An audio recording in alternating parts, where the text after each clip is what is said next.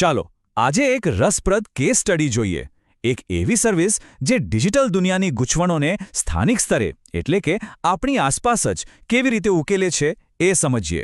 આપણે બધા ક્યારેક ને ક્યારેક સરકારી કાગળિયા કે ઓનલાઈન ફોર્મ ભરતી વખતે અટવાયા જ હોઈએ છીએ, ખરું ને? આ એક એવી સામાન્ય સમસ્યા છે જેનો અનુભવ લગભગ બધાને થયો જ હશે. તો આ જ છે મૂળ સમસ્યા, એક જટિલ ડિજિટલ દુનિયા. અને આવી પરિસ્થિતિમાં જ એક એવા મદદગારની જરૂર પડે જે આપણો હાથ પકડીને આ રસ્તો પાર કરાવે. ચાલો આ વિષયમાં ઊંડા ઉતરીએ. અને જુઓ, આ વાત ફક્ત અમુક લોકો પૂરતી સીમિત નથી.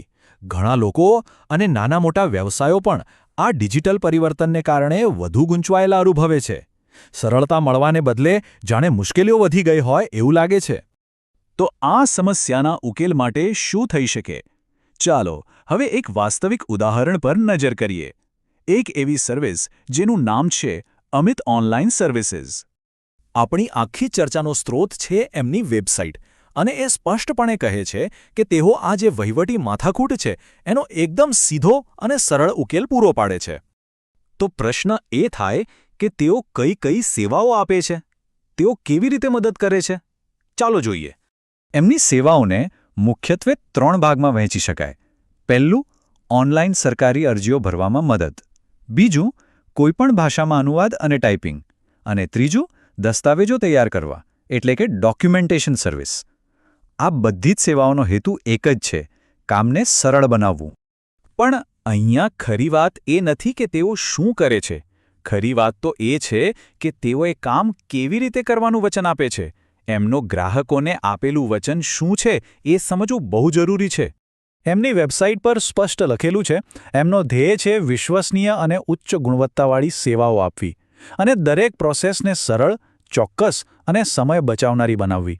આ જ વાત એમના ગ્રાહક કેન્દ્રિત હોવાની સાબિતી છે.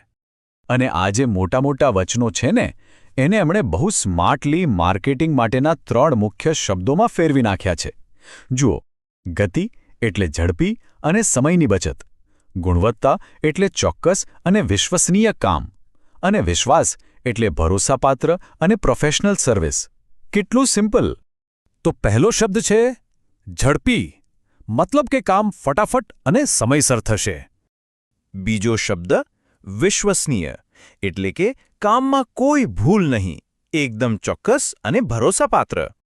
અને ત્રીજો અને સૌથી મહત્વનો શબ્દ ભરોસાપાત્ર. અહીં વાત છે વિશ્વાસ કેળવવાની, પ્રોફેશનલ અભિગમ રાખવાની. તો આ તો થઈ એમની સેવાઓ અને વચનોની વાત. પણ આ સેવાઓ કોના માટે છે?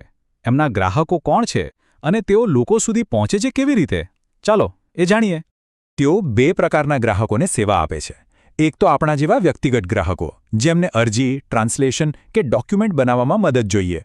અને બીજા છે વ્યાવસાયિક ગ્રાહકો, એટલે કે એવી કંપનીઓ જેમને પોતાના ઓફિશિયલ કામકાજ માટે આવી મદદની જરૂર પડતી હોય છે. અને લોકો સાથે જોડાવા માટે એમની રીત પણ એકદમ આધુનિક છે. ફોન નંબર તો છે જ, પણ સાથે વોટ્સએપ સપોર્ટ અને ઈમેલની સુવિધા પણ છે. મતલબ કે કમ્યુનિકેશન એકદમ સરળ અને સીધો. પણ આ બધામાં સૌથી રસપ્રદ વાત કઈ છે ખબર છે? એમનું લોકેશન. ગુજરાત, ભારત. આ કોઈ વૈશ્વિક કંપની નથી. આ એકદમ સ્થાનિક સ્તરે કામ કરતી સર્વિસ છે. આ જ બિઝનેસ મોડેલને હાઇપર લોકલ ડિજિટલ સર્વિસ કહેવાય છે. આ એવો વ્યવસાય છે જે ઓનલાઈન સાધનોનો ઉપયોગ તો કરે છે, પણ એનો ઉદ્દેશ્ય કોઈ એક ચોક્કસ ભૌગોલિક વિસ્તારના લોકોની જરૂરિયાતો પૂરી કરવાનો હોય છે. આ ખરેખર એક અનોખો કોન્સેપ્ટ છે. આના પરથી એક બહુ મોટો સવાલ ઊભો થાય છે.